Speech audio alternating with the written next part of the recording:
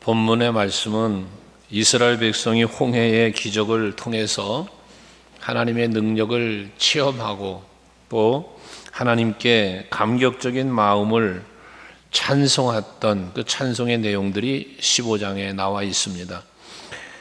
그러면서 이제 수르 광야를 걷게 되어졌는데 그 광야를 사흘 길을 가는 동안 물을 얻지 못해서 물을 마시지 못하니 얼마나 마음도 육체도 힘들겠어요. 그래서 모세한테 원망도 했다고 그랬는데 물을 만나긴 했는데 마라의 쓴 물을 만나요. 23절에 보면 마라라는 그 연못에 물을 만나는데 물을 찾지 못하다가 물을 만나니 얼마나 좋았겠어요. 근데 반갑게 그 물을 마셔보니 물이 써서 도무지 마실 수 없는 물이에요. 그러니까 불평을 했다는 거예요. 우리가 살다 보면 힘든 일을 만날 때가 종종 있죠. 근데 예수를 믿는 믿음의 어떤 믿음 생활의 목적 또는 믿음 생활에 대한 이야기를 할 때 보면 예수를 믿으면 만사형통하고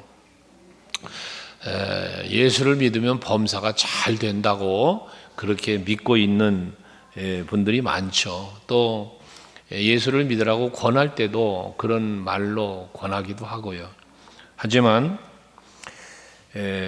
우리가 욥기서에서 욥의 고난을 본 것처럼 예수를 잘 믿어도 신앙생활을 잘 해도 고난을 닥칠 때가 있더라는 것이죠. 다윗은 하나님이 보실 때 내 마음에 맞는 사람이라고 그럴 정도로 믿음의 사람이었었단 말이죠, 다윗이. 그런데도 불구하고 다윗도 욥처럼 고난을 당하지 않습니까? 근데 이걸 보면 믿음 생활 잘한다고 고난을 안 당하고 믿음 생활을 잘한다고 해서 만사형통하는 것이 아니라는 사실을 또 보여주고 있습니다. 그래서 여러분들이 신앙생활 하시면서 한 가지 꼭 기억해야 할 것은 예수를 믿고 열심히 예배 생활하고 열심히 헌신하고 해도 고난은 닥쳐올 수 있다.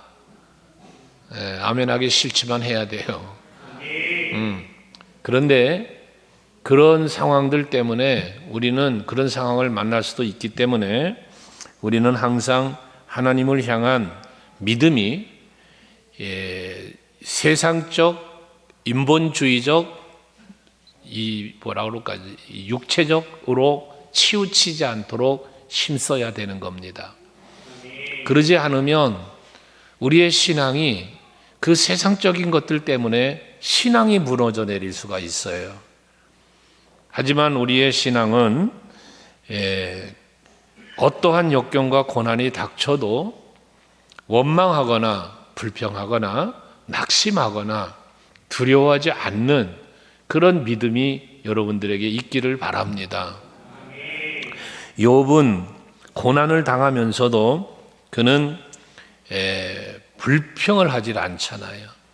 원망하질 않아요. 소유 다 뺏기고 자식도 죽고 자기 몸에는 악창이 나고 그런 상황에 이르렀는데도 불구하고 욥기서 1장과 2장에 보면 이 욥이 하나님을 향하여 원망치 않았대요. 그 입술로 범죄하지를 않았다고 성경은 말하고 있습니다. 이것처럼 여러분들도 하나님을 믿는 온전한 믿음으로 성숙한 믿음으로 하나님을 믿고 의지해서 때로는 힘들고 어려운 일을 만나도 그것을 이겨나갈 수 있는 여러분들이 되시기를 바랍니다. 시편 27편 1절 말씀을 여러분에게 자주 말씀드리죠. 이 다윗의 믿음이거든요. 다윗은 지금 이 시편 27편은 자기 아들 압살롬이 반역을 해가지고 아들을 피하여 도망가는 그런 상황 속에서 지은 시거든요. 근데 그 고백을 보면 여호와는 나의 빛이시고 구원이시니 내가 누구를 두려워하리요? 여호와는 내 생명의 능력이 되시니 내가 누구를 무서워하리요? 두렵지도 무섭지도 않다라는 고백을 한단 말이죠. 이게 다윗의 믿음이었어요. 아까 욥이 소유를 다 빼앗기고 또 자식들이 다 죽었어도 원망하지 않았다는 것처럼 다윗도 힘들고 어려운 상황에서 결코 하나님을 향하여 원망하거나 두려워하거나 무서워하지 않고 그 고난을 잘 이겨냈다는 이야기입니다.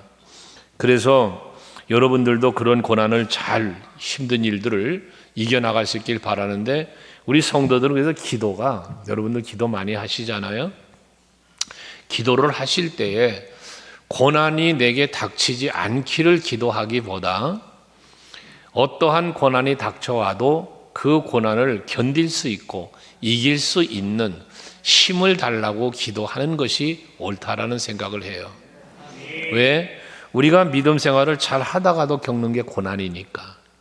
그래서 고난이 닥쳐와도 문제를 만나도 이걸 잘 이겨나갈 수 있도록 내게 믿음을 주세요. 그런 큰 믿음을 달라고 하나님 앞에 늘 기도할 수 있는 여러분들이 되시기를 바랍니다. 그렇게 고난을 잘 이기고 나아갈 때에 시편 119편 71절 말씀처럼 고난 당하는 것이 나에게 유익이다. 고난 당하는 게 나에게 유익이라. 왜? 그 고난으로 말미암아 내가 주의 율례를 배우게 되었다. 다시 말해서 고난을 통하여 하나님의 뜻을 깨닫고 하나님이 하시는 일을 볼 수 있게 되어진다는 거거든요. 욥기서 42장 5절도 보면 욥은 그 수 없는 고통을 다 받은 후에 내가 죽게 대하여 귀로만 들었는데 이제는 눈으로 주를 배웁니다. 이런 고백을 하잖아요. 그러면서 그 42장 10절에 가보면 여호와께서 이런 고통을 잘 견뎌내고 이겨낸 욥에게 갑절의 복을 주셨다는 거예요. 그 소유의 모든 것에 갑절의 복을 주셨더라 라고 말씀을 하고 있습니다. 그러므로 여러분들 항상 하나님의 뜻을 분별할 수 있는 여러분이 돼야 되고요. 왜? 하나님은 우리 전능하심을 이야기하잖아요. 여러분들 전능하심에 대해서 일전에도 말씀을 드렸는데, 하나님의 전능하심은요, 모든 것을 할 수 있는 전능하심이죠. 물론 전능이란 자체가 그런 거니까. 그런데 하나님의 전능하심은요, 내 뜻을 이루고 내가 원하는 걸 이루어주는 전능이 아니라 하나님이 계획하시고 하나님이 뜻하신 일을 이루시는 전능하심이라는 거예요. 오늘 우리 예배 전에 찬양한 찬양 중에도 주께서 계획하신 모든 일들이 다 이루어지길 원한다고 우리 찬송했잖아요.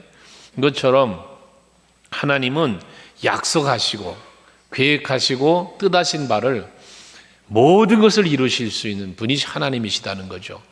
그래서 우리는 하나님의 전능하심을 바라볼 때 항상 생각할 것이 뭐냐 하면 하나님의 약속, 하나님이 나를 향한 계획, 나를 향한 뜻, 이것을 이루시는 전능이니까 하나님께서 나를 향한 약속이 무엇인지, 하나님이 나를 향한 계획은 무엇인지, 이걸 헤아릴 수 있는 여러분의 기도와 그리고 그것을 또한 그 뜻에 합당하게 살기 위한 힘씀이 여러분에게 있기를 바랍니다. 그리할 때 그 일을 이루어갈 수 있도록, 그 뜻이 이루어지도록 하나님은 권세와 능력으로 자비와 긍휼로 여러분을 도와주시는 거예요. 그래서 예수께서도 우리에게, 제자들에게 기도를 가르쳐 주실 때에 하나님의 뜻이 하늘에서 이루어진 것처럼 땅에서도 이루어지기를 기도하라고 그랬잖아요. 그러니까 여러분들의 기도가, 기도의 내용들 중에 나를 향한 하나님의 뜻이 나를 통하여 이루어지기를 기도할 수 있어야 된다는 거예요. 그때에 그 모든 범사가 되어지도록 하나님은 역사해 주신다는 거죠. 특별히 오늘 이스라엘 백성들이 출애굽을 한 후에 그 놀라운 하나님의 축복을 체험하고도 이 물 한 모금 때문에 원망하고 불평했던 이들의 모습을 보게 되어지는데, 이것처럼 우리들에게 고통이 찾아올 때 그러면 이들과는 다른 우리들이, 내가 여기 나타난 백성들의 모습과는 다른 내가 되어야 되지 않겠느냐는 거지. 우리 서강교회 성도들은 어떤 문제가 생겼을 때에, 힘들고 어려운 일들이 발생됐을 때에 이 백성들처럼 원망하지 않고 그 모든 문제와 어려운 일들을 잘 헤쳐나가는 우리 모두가 돼야겠는데, 그러기 위해서는 어찌할 것인가라는 거예요. 가장 먼저 해야 될 일은 부르짖고 기도하는 거라는 사실입니다. 여러분, 문제가 생겼습니까? 어려운 일을 만났어요? 뭔가 내 능력으로 할 수 없는 이런 일들이 앞에 놓여 있습니까? 그렇다면 그 모든 일을 이루어 주실 수 있는 분은 하나님이신 줄 믿고 하나님 앞에 부르짖고 기도하는 여러분들이 될 수 있기를 바랍니다. 기도는 만사를 변화시킬 수 있는 힘이 기도에 있습니다. 왜냐하면 기도는 하나님으로 하여금 나를 위하여 일하시게 하는 방편이 기도이기 때문에 그렇습니다. 내 힘으로는 안 되지만 내가 하나님 앞에 기도할 때 하나님이 나를 도와주시고 하나님이 나를 위하여 일하시면 범사가 되어지게 돼 있단 말이에요. 그러니까 힘든 일을 만나고 문제가 생기면 늘 하나님 앞에 기도할 수 있는 여러분들이 되시라는 거예요. 시편 46편 1절에 보면 하나님은 우리의 피난처시고 힘이시니 환난 중에 만날 큰 도움이시다 그래요. 그러니까 하나님이 여러분의 피난처가 된대요. 하나님은 여러분에게 힘이 된대요. 그래서 우리 찬송가 91장이죠. 예수는 나의 힘이요 내 생명 되시니, 예수를 우리가 바라보고 예수를 믿고 예수를 찾는 이유가 내게 힘이 되시기 때문인 거예요. 그러니까 여호와 하나님이 여러분에게 피난처가 되고 힘이 되시니까 환난 중에 만날 도움이 된다는 거예요. 환난을 만났을 때 나의 피난처 되시는 하나님께, 나의 힘이 되신 하나님을 의지할 때 그 모든 문제를 헤쳐나갈 수 있도록 하나님이 피난처가 되어 보호해 주실 거고, 하나님이 나에게 힘이 되어 이기게 해 주시고 견딜 수 있게 해 주실 거니까 말입니다. 그러니까 우리가 하나님 앞에 기도해야 된다는 거예요. 시편 50편 15절 많이 암송하시는 말씀이죠. 같이 한번 읽어볼래요? 시작. 환난 날에 나를 부르라. 내가 너를 건지리니 내가 너를 영화롭게 하리라. 여러분, 환난을 만나게 되면 그때 우리가 해야 될 일은 뭐냐? 하나님을 부르라는 거예요. 왜? 하나님을 부르면 앞에서 말한 나에게 힘이 되시고 나의 피난처가 되시고 나의 도움이 되시는 그 하나님이 나를 그 가운데서 건져주실 거니까, 모든 환난으로부터 나를 보호하시고 건져주실 거니까, 면하게 해주실 거니까, 그러니까 하나님을 부르라는 거예요. 여러분, 한번 스스로 생각해 보세요. 문제가 생겼습니다. 여러분들은 어떻게 하고 계십니까? 기도하시나요? 아니면 한숨을 짓고 앉아만 계신가요? 어찌 문제가 생겼을 때 여러분은 어떤 방법을 찾아 그 문제를 해결하려고 하느냐는 거예요. 항상 어떤 문제가 생기고 어려운 일이 생겼을 때 하나님을 먼저 부르고 하나님을 먼저 찾는 여러분들이 될 수 있길 바랍니다. 이게 신앙생활의 습관이에요. 언젠가 그런 얘기했죠. 새벽기도 안 나오던 분이 갑자기 나왔어. 안 보이던 분이. 그래서 나와서 참 좋잖아요. 기도 생활하는 거야. 그랬더니 또 와서 막 울고불고 기도를 하네. 그러면 마음속에 무슨 생각이 들어요? 저분에게 무슨 문제가 생겼나 하는 마음속에 또 그런 생각도 가져오잖아요. 그렇지만 한편 생각해 보면 그 무슨 어려운 일이 생기고 문제가 생겼는가 보다는 생각을 하다가도 하나님 앞에 나와 기도하니 그 문제 하나님이 해결해 주시겠구나. 그리고 하나님 앞에 해결해 달라는 기도를 저는 또 하게 되죠. 여러분, 그렇습니다. 힘든 일이 생기거든 기도하시라는 거예요. 가정의 문제, 사업장의 문제, 직장 문제, 자녀 문제, 어떤 것이 되었든 간에 여러분들에게 문제가 생기면 하나님 앞에 기도할 수 있는 여러분 되시기를 바랍니다. 야고보 선지자는 사도는 야고보서 5장 13절에서 너희 중에 고난당하는 자가 있느냐? 그러면 그는 기도할 것이요 그랬어요. 여러분, 고난이 찾아오면 기도하라는 건 야고보 사도도 다윗도 여러분 시편 기자도 그 외의 선지자들도 항상 한 얘기예요. 기도는 여러분들의 힘들고 어려운 고난을 떠나가게 하고 해결할 수 있는 놀라운 축복의 통로라는 사실을 잊지 마시기 바랍니다. 그런 얘기 했잖아요. 하나님 나라에 여러분들이 필요한 모든 걸 가득 실은 열차가 있다고. 화물칸에 여러분이 필요한 모든 것을 가득 실은 화물칸이 있다고. 근데 그것이 내 삶의 현장에 도착해야 내가 누리는 건데, 그 도착할 수 있는 비결이 뭐냐? 기도라는 철로를 깔아야 된다. 여러분들이 기도를 해서 그 하나님 나라에 응답해 주실 놀라운 은혜와 복이 가득 실려 있는 이 화물차가 내게로 와서 내게 쏟아지려면 기도라는 철로를 깔으란 말이에요. 그래야 온다는 거예요. 어느 분의 비유의 말이지만 정말 정답인 것 같아요. 기도하는 사람은 누림이 있습니다. 기도하는 사람에겐 하나님의 은혜가 있습니다. 너는 내게 부르짖어라, 그러면 내가 내게 응답하겠다고 약속하셨으니까요.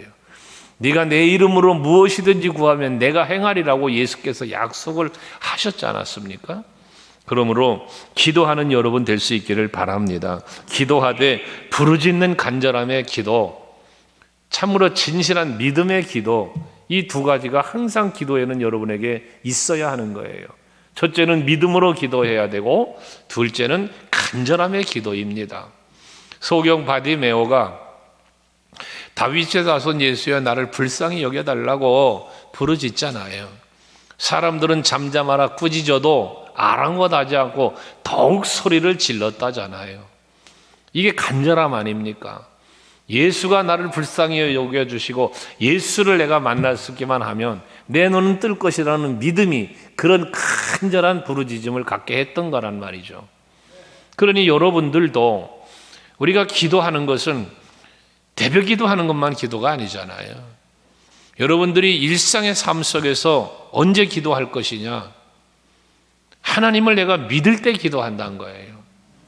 내가 주의 전에 나와서 하나님 앞에 기도하면 하나님이 내게 응답해 주실 것이라는 믿음이 있어야 교회에 오고 기도하게 된단 말이죠. 근데 그 믿음이 없으니까 기도하지 않는 거예요. 믿음이 있으면 어째 기도 안 하겠습니까? 그러고 자꾸 내 방법으로 해결해 보려고, 문제를 풀어보려고 다양한 방법을 다 동원한다니까요. 그렇지만 내가 열심히 노력하고 내 입으로 해결해 보려고 하면 해결이 돼요. 내 능력만큼, 내 힘만큼. 하지만 하나님의 능력, 하나님의 은혜로 여러분을 도와주시면 내 능력 이상으로 역사가 일어나는 거예요. 그게 은혜예요. 그게 은혜. 내 힘대로 되어지는 건 은혜가 아니에요. 내가 할 수 없는 것들이 하나님의 은혜로, 하나님의 능력으로 되어지게 하시는 게 기적이다, 은혜다, 이런 표현을 하는 거죠. 이게 복이기도 하고요. 그런 은혜를 누리고 싶다면 기도하란 말이에요. 기도. 그럼 역사는 일어납니다. 가나안 여인의 이야기도 우리는 많이 하잖아요. 내 아이가 지금, 이때 내 딸이 지금 이렇게 어려운 병에 걸려서 지금 고통당하는데 주여 좀 고쳐주세요. 하지만 안 고쳐주잖아요. 자녀들의 떡을 취하여 개들에게 주이 마땅치 않다고 그 여인, 이방 여인, 가나안 여인을 개 취급하잖아요. 무시해버린 거예요. 하지만 그 여인은 내 딸아이가 낳을 수 있는 길은 오직 예수밖에 없음을 그는 믿었기 때문에 주여 올소이다마는 개들도 주인의 밥상에서 떨어지는 부스러기라도 먹고 살지 않습니까? 그러나 부스러기 같은 은혜라도, 부스러기 같은 긍휼이라도 자비라도 내게 달라는 거죠. 그럼 내 딸이 낫겠다는 거예요. 이게 그 가나안 여인의 믿음 아니었습니까? 마태복음 15장에. 우리는 이런 말씀들을 묵상하면서 생각을 해야죠. 나에게 저런 간절함이 있는가? 나에게 저런 믿음이 있는가? 여러분 자신의 믿음을 항상 돌아보고 그 간절함을 살펴볼 수 있어야 된다는 거예요. 너무나 우리들의 신앙생활이 바리새화 되어져 간다니까요. 형식적인 거예요. 의식적인 거예요. 예수를 바라보기보다 사람을 보고 하나님을 찾기보다는 다른 걸 찾고, 이 신앙생활이 그렇게 가버리면 그건 온전한 믿음이 아니죠. 거기에 무슨 은혜가 있겠으며 거기에 무슨 기적 같은 역사가 일어나겠습니까? 우리가 살다 보면 마라의 쓴물과 같은 문제를 만나게 될 때에 하나님 앞에 기도하면 그 쓴물을 단물로 바꿔주어 마실 수 있게 해주신 것처럼 여러분들의 문제도 해결해 주실 수 있는 하나님이심을, 이런 말씀을 묵상하는 중에도 여러분들이 다시 한번 믿음을 깨우시고 견고하게 해가시는 여러분 되시기를 바랍니다. 그러기 위해서 우리는 하나님을 바라보는 영의 눈이 열려야 된다는 거예요. 내가 하나님을 믿는다고 할 때에 그 믿음은 결국 영적인 감각이잖아요.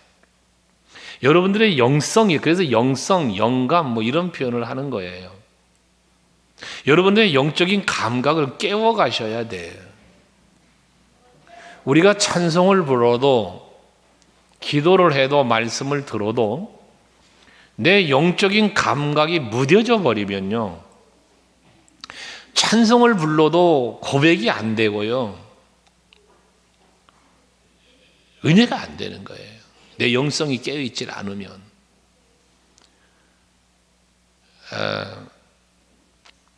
제가 성가대 지휘를 할 때에, 또 찬양단을 리더할 때에 항상 그 대원들에게 주문했던 게 뭐냐면, 아름다운 곡과 화음도 중요하지만 전 먼저 가사를 같이 읽었어요. 가사를. 성가대 연습을 시킬 때 제일 먼저 한 일은 가사를 읽었습니다. 같이 읽게 했습니다. 그리고 이 가사의 고백이 어떤 가사와 어떤 고백을 하고 있는가에 대한 이 가사를 통한 내 신앙적 영성을 한번 깨우고 내 영성을 끌어올리자. 먼저 그 고백이, 그 가사의 고백이 나의 고백이 되도록 하는 일이 먼저였다는 거예요. 그 다음에 곡을 연습시켜서 찬양을 하면 그 찬양이 나의 고백이 되는 거예요. 나의 고백이. 근데 그러지 않으면 찬양을 불러도 내 고백이 아닌 만들어진 그냥 하나의 노래가 되고 마는 거예요. 기도를 해도 마찬가지예요. 간혹 여러분에게 그런 말을 했죠. 대표 기도를 하다 보면 사람 들으라고 기도한다니까요. 같이 합심해서 기도하고 주여 부르짖고 기도하면 옆 사람이 들을 걸 생각하고 기도한다니까요. 이게 무슨 기도입니까? 하나님께 하는 기도가 아니라 사람 앞에 하는 기도가 되고 마는 거예요. 기도도 영적인 감각이 깨어나서 하나님과 교통함이, 소통함이 이루어져야 돼요. 하나님을 내가 느끼는 기도가 돼야 되는 거예요. 저 파주에 있는 어느 교회 집회 갔더니 거기는 그 얘기를 하시더라고요. 담임 목사님, 장로님들이.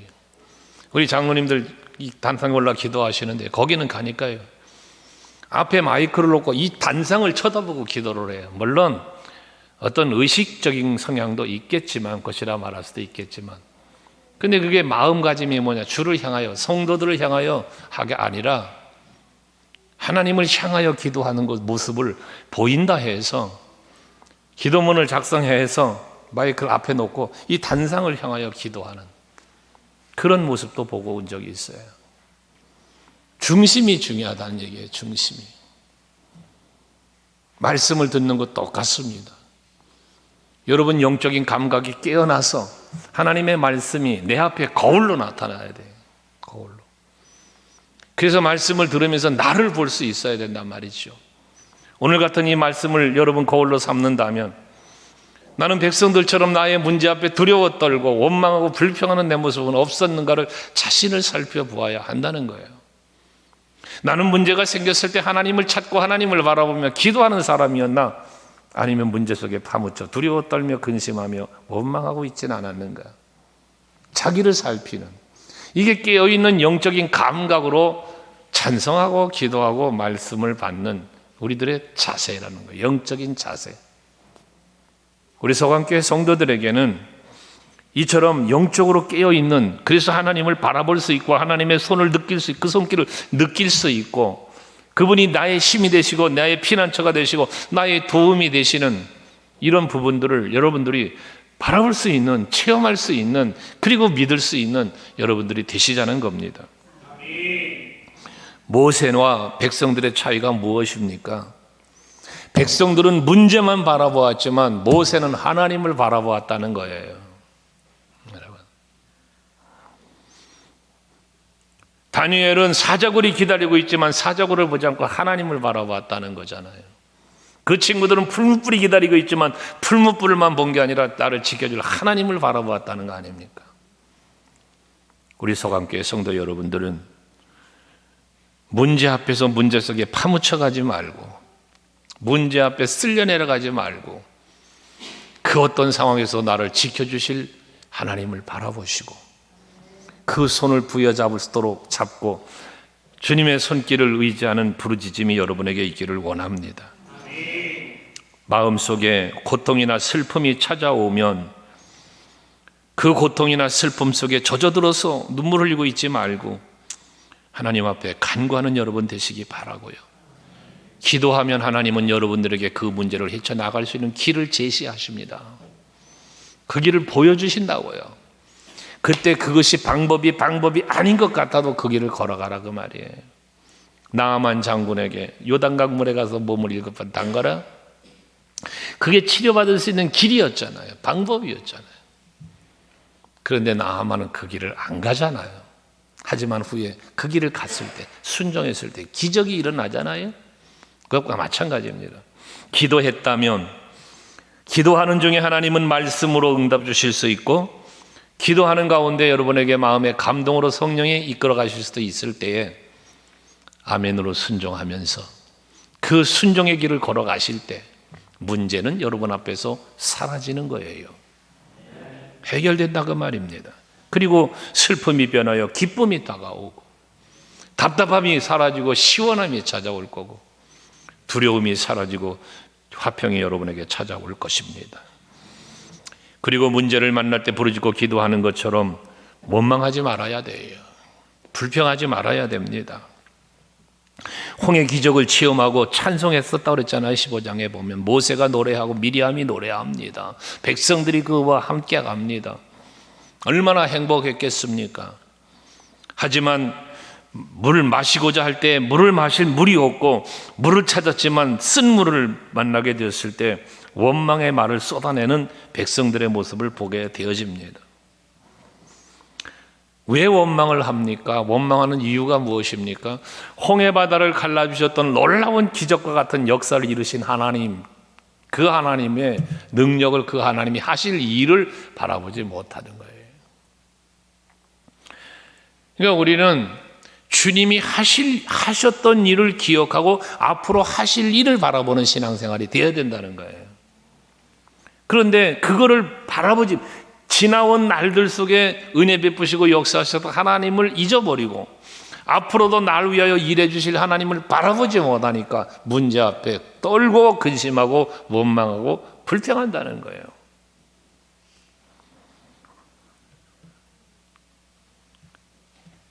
홍해를 갈라주신 하나님은 쓴물도 달문으로 바꿔주실 수 있는 하나님이심을 믿지 못했으나 보여주셨잖아요. 하나님이. 이것처럼 여러분들에게도 문제가 생깁니까? 그 문제가 생겼을 때 지나왔던 날들을 한번 돌아보면 모두 하나님이 일하셨던 것을 깨닫게 되시잖아요.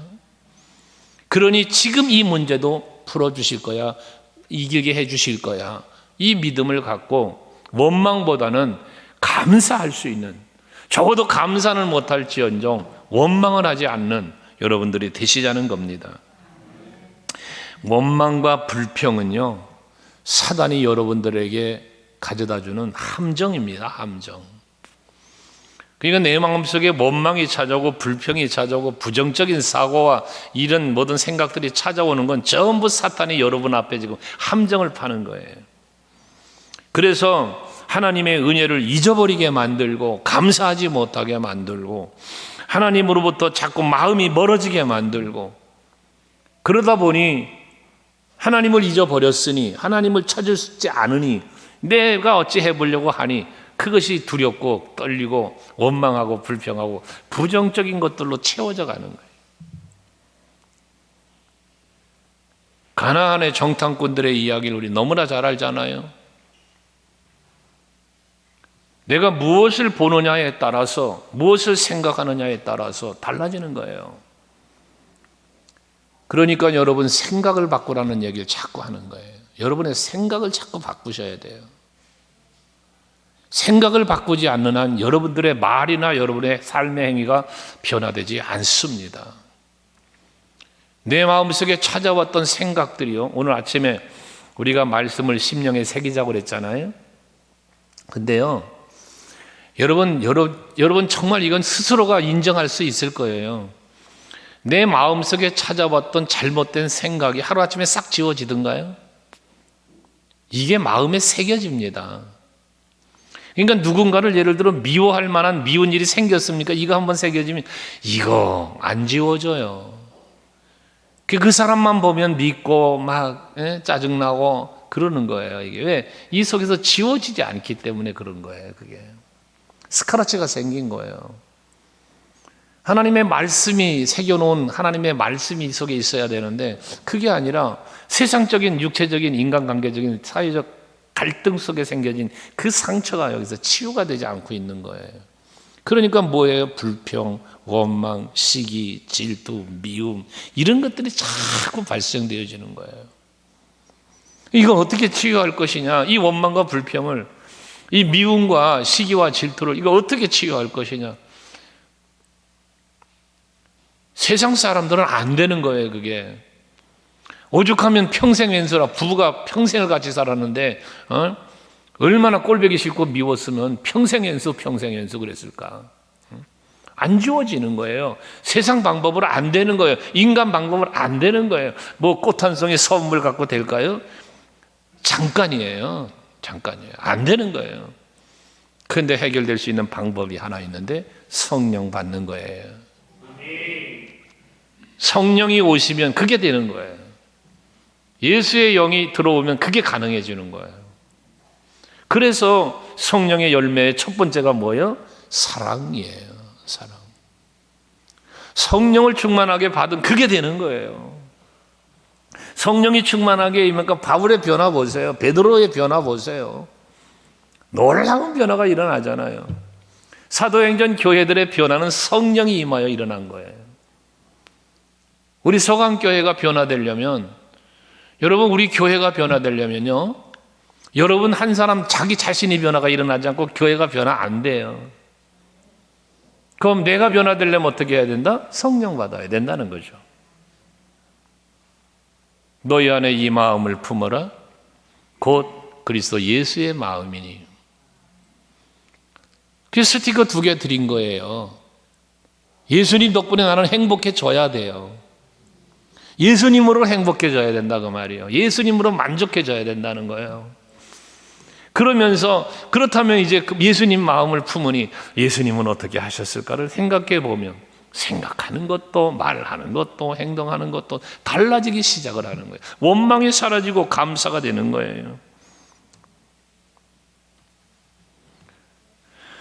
지금까지 도우시며 인도하신 하나님의 은혜를 늘 기억하시기를 바라고, 힘들고 어려운 일이 있어도 반드시 해답을 제공해 주실 것, 길을 열어 주실 것을 믿는 믿음으로 살면 원망과 불평이 아니라 감사와 찬송이 여러분 삶 속에 넘치게 될 것입니다. 감사하며 사세요.